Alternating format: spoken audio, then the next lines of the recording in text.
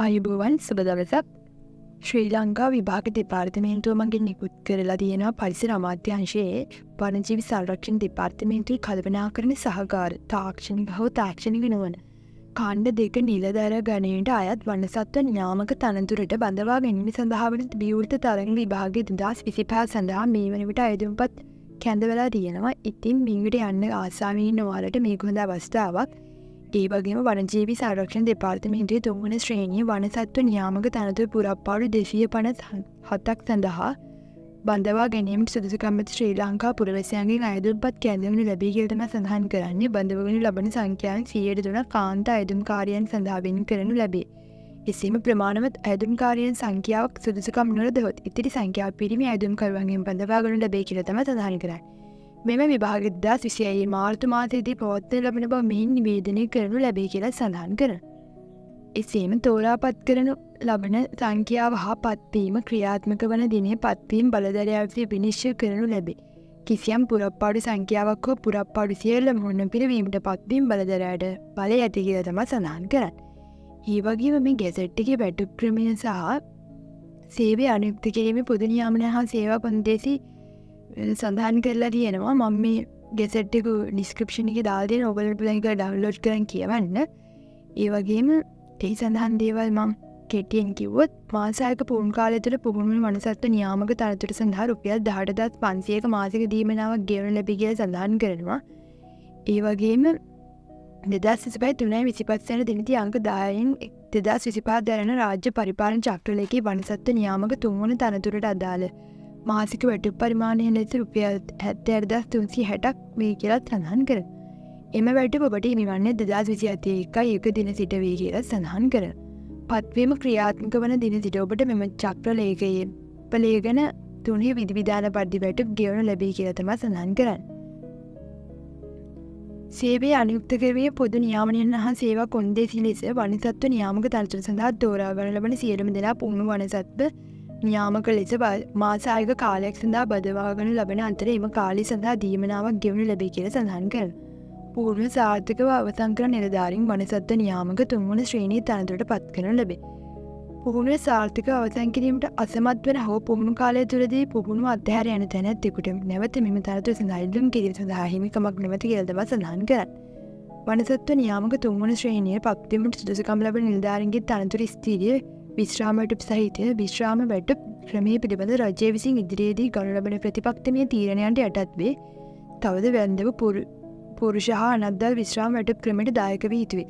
රජය මගේ වේටිං විට නියම කරන ලබන ආකාරයට සඳහා දායක මුදල් ගෙවිය යුතුයි කියලා සඳහන් කරනවා. පත්වීම අවුරුදු 3ක පරිවාස කාලයකට යටත් වේ. වනසත්ව නියාමකයන්ගේ සේවා ස්ථාන දිවයිනේ වනගත ප්‍රදේශවල පිහිටි දුෂ්කර සේවා ස්ථාන වන අතර තෝරා ගනු ලබන අපේක්ෂකයන් නියෝග කරන ලබන පරිදි දිවයිනේ ඕනෑම ප්‍රදේශයක සේවය කිරීමට සූදානම් වී සිටිය යුතුයි කියලා සඳහන් කරනවා. විභාගයේ සිංහල, දෙමළ හා ඉංග්‍රීසි යන මාධ්‍යයන්ගෙන් පැවැත්වේ. එසේ මිල්ලුම් කරන මාධ්‍ය පස වෙනස් කිරීමට ඉඩ දෙනු නොලැබේ කියලා සඳහන් කරනවා. වයස් සීමාව ලෙස අයදුම්පත් බාර ගන්න අවසන් දිනය 2031 1 වන දිනට වයස අවුරුදු 18ට නොවැඩි සහ අවුරුදු 30ට නොවැඩි විය යුතුයි. ඒ අනුව 2008 1 වන දිනට හෝ ඊට පෙර හා 1996 1 දිනට හෝ ඊට පසු උපන් දිනයේදී ඇති පමණක් මේ සඳහා අයදුම් කිරීමට සුදුසුකම් ඇති කියලා තමයි සඳහන් කරන්නේ. අධ්‍යාපන හා වෙනස් සුදුසුකම් ලෙස අධ්‍යාපන පොදු සාතික පත්‍ර සාමාන්‍ය පෙළ විභාගයෙන් එක් වරකදී සිංහල, දෙමළ හෝ ඉංග්‍රීසි භාෂාව එවැගේම ගණිතය සහ විද්‍යාව ඇතුළු විෂයන් 4කට සම්මාන සාමාර්ථය සහිත විෂයන් 6ක් සමත් වී තිබීම සහ අධ්‍යාපන පොදු සහතික පත්‍ර උසස් පෙළ විභාගයේදී ආම වශයෙන් එක් විෂයක් සඳහා එක S1ක් විතරක් තමයි ඉල්ලන්නේ. එසේම මේ පොදු පරීක්ෂණය හැර කියලා සඳහන් කරනවා. ඒ වගේම වෘත්තීය සුදුසුකම් ලෙස ශාස්ත්‍රයේ ලබා ඇති සුදුසුකම් විශේෂ සුදුසුකමක් සේ සැලකේ කියලා සඳහන් කරනවා. ඒ වගේම ශ්‍රී ලාංකික පුරවැසියෙක් වෙන්න ඕනේ. ඒ වගේම අයදුම්කරු විශිෂ්ට චරිතයක යුක්ත වෙන්න ඕනේ. ඒ වගේම අයදුම්පත් බාර ගන්න අවසන් දින තනතුරට බඳවා ගැනීම සඳහා අවශ්‍ය සුදුසුකම් සෑම ආකාරයෙන්ම සම්පූර්ණ කර තිබිය යුතුයි කියලා සඳහන් කරනවා. සෑම අපේක්ෂකයෙකුටම ශ්‍රී ලංකාවේ ඕනෑම ප්‍රදේශයක සේවය කිරීමටත් තනතුරේ රාජකාරී ඉටු කිරීමටත් ප්‍රමාණවත් ශාරීරික හා මානසික යෝග්‍යතාවකින් යුක්ත වී යුතුයි. පිරිමි අයදුම්කරුවන් උස අඩි 5යි අඟල් 4කට නොවැඩි විය යුතුය. ඒ වගේම කාන්තා අයදුම්කරුවා උස අඩි 5යි අඟල් 2කට නොවැඩි විය යුතුය.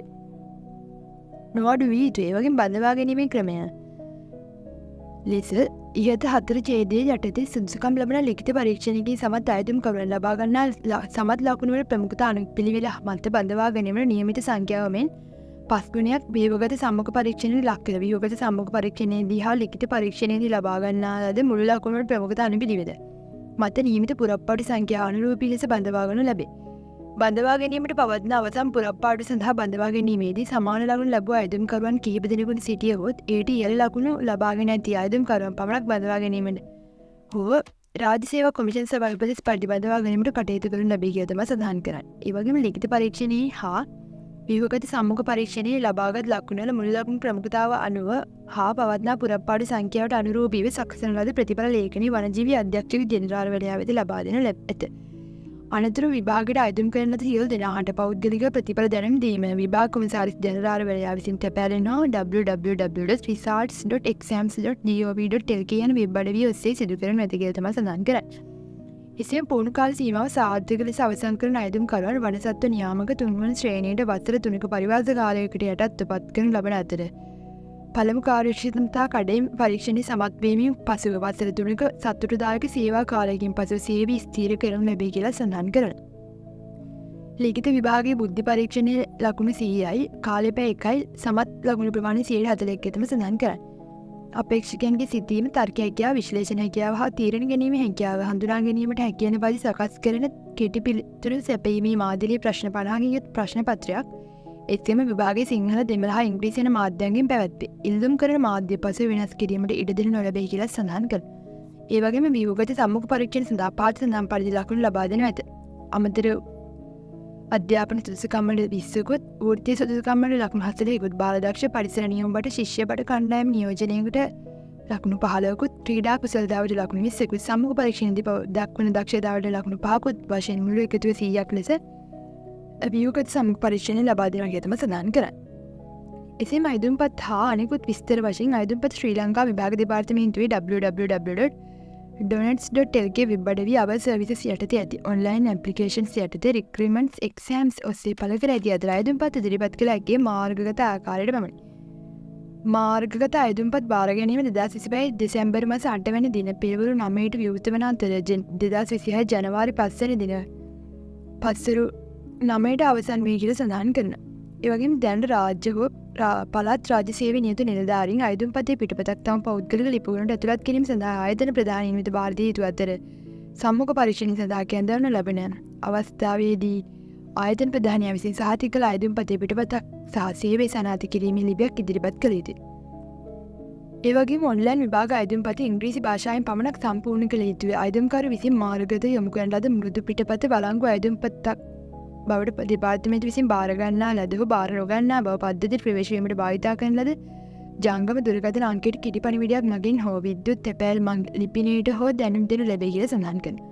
මාර්ගගත අයදුම්පත සම්පූර්ණ කිරීමට පෙර විභාගය සඳහා අයදුම් කිරීම වෙනුවෙන් සකසා ඇති උපදෙස් පත්‍රිකාව භාගත කරගන්න. ඒ වගේම අයදුම්පත පිරවීමේදීම උපදෙස් ස්තරයේ පිළිපදින. අයදුම්පතේ මුද්‍රිත පිටපතක් තබා ගැනීමෙන් පසුහි සිදු කරන ලබන කිසිදු සංශෝධනයක් වළංගු සංශෝධනයක් ලෙස සලකනු ලැබේ කියලා සඳහන් කරනවා. අසම්පූර්ණ අයදුම්පත් දැනුම් දීමකින් තොරව ප්‍රතික්ෂේප කරනු ඇත. ඒ වගේම විභාගයේ සඳහා වන ප්‍රවේශ පත්‍රයේ අයදුම්කරුගේ අත්සන සාතික කර තිබිය යුතුය. රාජ්‍ය සේවයේ හෝ පළාත් රාජ්‍ය සේවයේ හෝ රාජ්‍ය සංස්ථාවක අයදුම්කරුවෙකු තම අත්සන ආයතන ප්‍රධානියා හෝ ඔහු විසින් බලය පවරන ලද නිලධාරියෙකු ලබා ද. එසේ නොවන අයදුම්කරුවෙකු තම අත්සන රජයේ පාසලක ප්‍රධානියෙකු විශ්‍රාමික නිලධාරියෙකු කොට්ටාශය ග්‍රාම නිලධාරීවරයා සාමදාන විනිශ්චයකාරයෙකු දිවුරුම් කොමසාරිස්වරයෙකු නීතිඥවරයෙකු ප්‍රසිද්ධ නොතාරිස්වරයෙකු හෝ ත්‍රිවිධ හමුදාවේ අධිකාරිලත් නිලධාරියෙකු රජයේ හෝ පළාත් රාජ්‍ය සේවයේ හෝ ස්ථීර මාණ්ඩලික ශ්‍රේණියේ නිලධාරියෙකු හෝ බෞද්ධ විහාරස්ථානික විහාරාධිපති හෝ නායක ස්වාමීන් වහන්සේ නමක් හෝ අන්‍ය ආගමික පූජ්‍ය ස්ථානයන් බාර හෝ පූජ්‍ය පක්ෂයේ සැලකිය යුතු තත්ත්වයක් දරන අයෙකු හෝ ලවා සාතික කරවා ගත යුතුයි කියලා සඳහන් කරනවා. මෙම නිවේදනය දක්වන නියමයන්ට අනුකූල නොවන අයදුම්පත් ප්‍රතික්ෂේප කරනු ලැබේ කියලා සඳහන් කරනවා. ඒ වගේ විභාග ගාස්තුව රුපියල් 600කි විභාග ගාස්තු ගෙවීමේදී මාර්ගගත පද්ධතියෙන් ලබා දෙන පහත ගාස්තු ගෙවීමේ ක්‍රමයේදී යටතේ පමණක් ගෙන් සිදු කළ යුතුයි කියලා සඳහන් කරනවා. ඕනෑම බැංකු ණය කාඩ් පතක් මගින් අන්තර්ජාල ගෙවීම් පහසුකම් සහිත ඕනෑම බැංකු අර කාඩ් පතක් මගින් ලංකා බැංකුවේ ඔන්ලයින් බැංකු ක්‍රමය මගින් ඕනෑම ලංකා බැංකු ශාඛාවක් මගින් ඉහත කර මගින් ගෙවීම් සිදු කරන ආකාරය පිළිබඳ උපදෙස් වෙබ් අඩවියේ විභාගයට අදාළ තාක්ෂණික උපදෙස් යටතේ පළ කර ඇති කියලා සඳහන් කරනවා. ගෙවීම් ලැබුණු පසුව ඔබට පණිවිඩයක් මගින් හෝ විද්‍යුත් තැපැල් පල්විඩියක් මගින් හෝ දන්වනු ලැබේ. විභාග ගාස්තුව සඳහා වන සම්පූර්ණ මුදලම ගෙවී යුතු වන අතර විභාග ගාස්තුව අඩුවෙන් හෝ වැඩියෙන් ගෙවා ඇති අයදුම්පත් ප්‍රතික්ෂේප කරනු ඇත. ඉහත සඳහන් ගෙවීම් ක්‍රම මගින් විභාග ගාස්තු ගෙවීමේදී සිදුවන දෝෂ සම්බන්ධයෙන් ශ්‍රී ලංකා විභාග දෙපාර්තමේන්තුව වගකීම් නොලැබේ කියලා සඳහන් කරනවා. විභාගය සඳහා ගෙවන ලද මුදල කිසිම හේතුවක් නිසා ආපහු ගෙවීමක් හෝ වෙනත් විභාගය සඳහා මාරු කිරීමක් සිදු කරනු නොලැබේ කියලා තමයි සඳහන් කරන්නේ. එසේම පහද සඳහන් ලිපි ලේඛනවලින් එකක් හෝ සියල්ලම හෝ කැඳවීමක් කළ අවස්ථාවක ඉදිරිපත් කළ යුතුයි කියලා සඳහන් කරනවා. උපැන්න සහතිකය, අධ්‍යාපන සහතික, මෑතකදී ලබාගත් ග්‍රාම සේවා සහතිකයක්, ප්‍රාදේශීය ලේකම්ගේ අනුමැතිය සහිත එකක්, ඒ වගේම චරිත සහතික දෙකක් වෙනත් අදාළ සහතික. එසේම මෙම ලේඛන සහතික හෝ ඒවා පිටපත් අයදුම්පත් සමග එවීම නොකළ යුතුයි කියලා සඳහන් කරනවා. ඒ වගේම විභාගයේ මෙහි උපලේඛන එකේ දැක්වෙන නගරවල පිහිටවනු ලබන විභාග මධ්‍යස්ථානවලදී පැවැත්වී අයදුම්කරුවන් විභාගයට පෙනී සිටීමට අපේක්ෂා කරන නගර හා ඊට අදාළ අංක අයදුම්පතේ පළමු හා දෙවැනි තේරීම් වශයෙන් සඳහන් කළ යුතුයි. කිසියම් නගරයක විභාග මධ්‍යස්ථානයක් පිහිටවීම සඳහා ප්‍රමාණවත් අයදුම්කරුවන් සංඛ්‍යාවක් අයදුම් කොට නොමැතිනම් එම අයදුම්කරුවන් ඔවුන්ගේ දෙවන මනාපය ලෙස දක්වන ලද නගරයේ හෝ ආසන්න වෙනත් නගරයක හෝ පිහිටවනු ලබන විභාග මධ්‍යස්ථානයක් වෙත යොමු කරනු ඇත. තවද යෝජිත නගර සියල්ලේම හෝ වැඩි ගණනක හෝ විභාග මධ්‍යස්ථාන පිහිටීම සඳහා ප්‍රමාණවත් අයදුම්කරුවන් සංඛ්‍යාවක් අයදුම් කිරිය නොමැතිනම් විභාගයේ කොළඹදී පමණක් පැවැත්වීමට විභාග කොමසාරිස් ජෙනරාල්වරයෙක් විසින් කටයුතු කරනු ඇති කියලා තමයි සඳහන් කරන්නේ. එසේම ගැසට් නිවේදනයේ සඳහන් සුදුසුකම් ඇති අය පමණක් අයදුම් කර ඇතැයි යන පූර්ව නිගමනයේ මත නිවේදනයේ සඳහන් වයස් සීමාව තුළ අයදුම්පත් බාර ගන්න අවසාන දිනය වන 2026 ජනවාරි 5 වන දිනට හෝ එදිනට පෙර නියමිත විභාග ගාස්තුව ගෙවා නිවැරදිව සම්පූර්ණ කරන ලද අයදුම්පත මාර්ගගත යොමු කොට ඇති අයදුම්කරුවන් වෙත විභාග කොමසාරිස් ජෙනරාල්වරයා විසින් මාර්ගගත ප්‍රවේශපත්‍ර නිකුත් කරනු ඇත. විභාග ප්‍රවේශපත්‍ර නිකුත් කළ වහාම ඒ බව සඳහන් කරමින් නිවේදනයක් ශ්‍රී ලංකා විභාග දෙපාර්තමේන්තුව වෙබ් අඩවියේ පළ කරනු ඇත. ප්‍රවේශපත්‍ර නොලැබුණි නම් නිවේදනයේ සඳහන් ආකාරයට ඒ බව ශ්‍රී ලංකා විභාග දෙපාර්තමේන්තුව වෙත දන්වා සිටිය යුතුයි. එසේ විමසීමේදී අයදුම්කරු තමා අයදුම් කරන ලද විභාගයේ නම අයදුම්කරුගේ සම්පූර්ණම ජාතික ඇඳුම්පත් අංකය ලිපිනේ නිවැරදිව සඳහන් කළ ඉල්ලීම් ලිපියක් දැන්වීමේ සඳහන් පරිදි විද්‍යුත් තැපැල් ලිපි නැවත යොමු කර විමසා සිටීම වඩාත් ඵලදායී වනු ඇත. එසේ විමසීමේදී විභාග දෙපාර්තමේන්තුව විසින් විමසා සිටින කිසියම් තොරතුරක් සනාථ කිරීම සඳහා අයදුම්පතේ පිටපතක් ළඟ තබා ගැනීම ප්‍රයෝජනවත් වෙනු ඇත කියලා තමයි සඳහන් කරන්නේ. එසේම අපේක්ෂකයෙකුට විභාග ප්‍රවේශ පත්‍රයක් නිකුත් කිරීම ඔහු හෝ ඇය විභාගයට ඉදිරිපත්වීමට හෝ තනතුරක් සඳහා සුදුසුකම් සපුර ඇති බවට පිළිගැනීමක් ලෙස නොසලකිය යුතු අතර විභාගය සඳහා පෙනී සිටින පළමු දිනේම තමා අත්සන සහතික කරවාගත් ප්‍රවේශ පත්‍රය විභාග ශාලාධිපති වෙත ලබා ඉදිරිපත් කළ යුතුය. එසේම විභාග පැවැත්වීම සම්බන්ධ විභාග කොමසාරිස් ජෙනරාල්වරයා විසින් පනවනු ලබන නීති රීතිවලට හා විභාග අපේක්ෂකයන් යටත් වේ.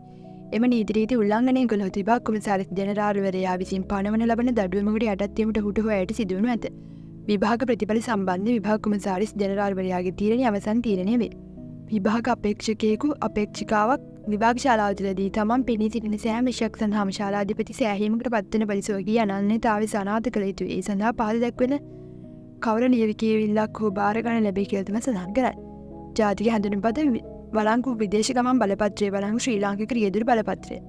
එමෙන්ම විභාග අපේක්ෂකයන් අනන්‍යතාවය තහවුරු කරගත හැකි වන පරිදි මුහුණ හා විද්‍යුත් සංනිවේදන උපාංග පැළඳගෙන නොමැති බව තහවුරු කරගත හැකි වන පරිදි දෙකන් ආවරණය කිරීමෙන් තොරව විභාග ශාලාවට ඇතුළු විය යුතුයි. එසේම තමා අනන්‍යතාවය සනාථ කිරීමට ප්‍රතික්ෂේප කරන අයදුම්කරුවන් විභාග ශාලාවට ඇතුළත් කර නොගත යුතුයි. තවද විභාග ශාලාවට ඇතුළු මොහොතේ සිට විභාගය අවසන් වී ඉන් පිටවන තෙක් මුහුණ හා දෙකන් ආවරණය කිරීමෙන් තොරව සිටිය යුතුයි කියලා තමයි සඳහන් කරන්නේ.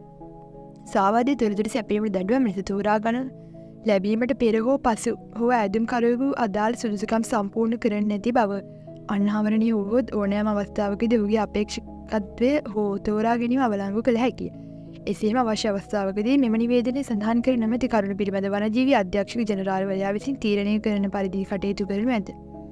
එසේම සිංහල දෙමළ හා ඉංග්‍රීසි මාධ්‍යයන්ගෙන් පළවන ලද නිවේදනයේ භාෂා පාඨ අතර කිසියම් නොගැලපීමක් හෝ අනුකූලතාවයක් ඇති බව පෙනී යන්නේ නම් එවැනි අවස්ථාවක් සිංහල මාධ්‍ය නිවේදනයට අනුව කටයුතු කරනු ලැබේ කියලා තමයි සඳහන් කරන්නේ. එසේ විභාග මධ්‍යස්ථාන පිහිටුවන නගර උපලේඛනිකයේ සඳහන් කරලා තියෙනවා. ඒවල් මේකට කැමති නම් අනිවාර්යයෙන්ම මේ සඳහා අයදුම් කරන්න පුළුවන්. මම මේක ගත්තේ tamilguru.lk කියන වෙබ්සයිට් එකකින්. මම ඒ ලින්ක් එක දාලා දෙනවා. ඔයාලට පුළුවන් මේක ඩවුන්ලෝඩ් කරගෙන කියවන්න. ඒ වගේම ඔන්ලයින් ඇප්ලිකේෂන් දාන්න ඔන්ලයින් ලින්ක් එකක් දාලා දෙනවා. ඔයාලට පුළුවන් එතනින් ගිහලා ඇප්ලිකේෂන් එක ක්ලික් කරන්න.